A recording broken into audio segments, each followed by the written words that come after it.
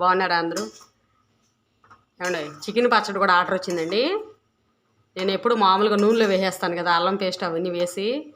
ఈసారి ఇలా ట్రై చేస్తామని ఇలా వేయిస్తున్నాను. ఫస్ట్ ముక్కలు మసాలాకి వేయించి పెట్టానండి. ఇది లెక్క ఎంత ఏంటి అనేది మన ఫుల్ వీడియోలో పెట్టామండి ఆల్రెడీ అంతకుముందు. అదొక రకంగా చేస్తాను, ఇది వేరే రకంగా చేస్తున్నానండి పచ్చడి. ఇదిగోండి, బాగా చక్కగా నీడంతా లాగేసింది ముక్క. ఇప్పుడు ఇవి తీసేసుకుందాం.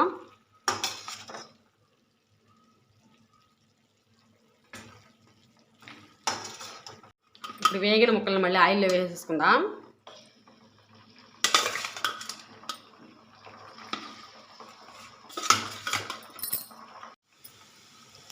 ఇంకోండి, ఇలా కూడా తీసేసుకోవచ్చు. ఇంకొంచెం వేగితే మనకి ఎన్ని రోజులు ఎక్కువ రోజులు ఉండాలి మాకు ఇంట్లో అనేవాళ్ళు ఇంకొంచెం బాయిల్ అవ్వాలండి ఇవి.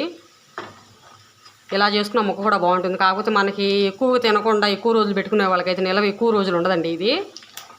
ఇంకొక 5 నిమిషాలు అలా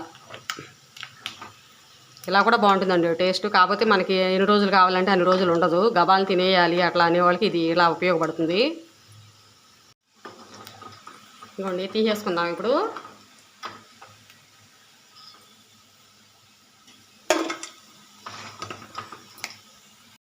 ఇప్పుడు అల్లం పేస్ట్ వేసుకుందామండి. పచ్చివాసన పోయే వరకు వేయించుకోవాలి. ఇప్పుడు ఉప్పు కూడా వేసేసుకుందామండి.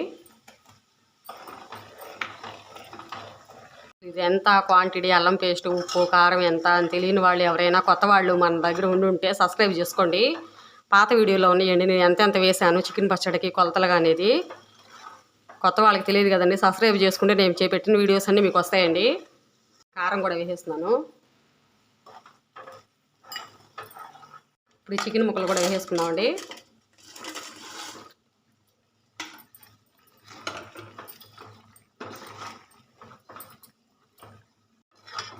ఇప్పుడు మనం చికెన్ మసాలాకి వేయించుకున్నాం కదా, ఇది కూడా వేసేస్తున్నాను.